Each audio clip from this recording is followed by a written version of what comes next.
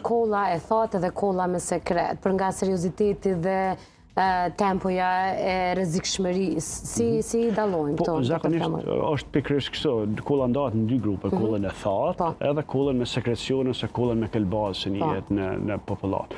Kolla e thatë gjithmonë është më tepër si pasojë reagimit të organizmit tonë ndaj ngacmuesve të jashtëm. Kjo zakonisht ndodhet te rastet alergjike dhe është më shpesh natën, kolla e thatë, kurse tek rastet tjera që kanë edhe çrregullime tjera, që bronhit kronik ose ndonjë infekcion, kolla gjithmonë shoqërohet me produksion të sekretit ose mukusit apo dhe thjesht këlbazës që pacientët e lirojnë gjatë kollitjes.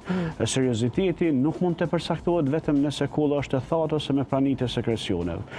Serioziteti i kollës rritet shumë nëse gjatë sekrecioneve kemi edhe primesa të gjakut apo është e xhirosur me ngjyrë të kuqe, ka do thotë gjatë kollitjes nëse përsëritet gjakderdhja në këlbazën gjatë kollitjes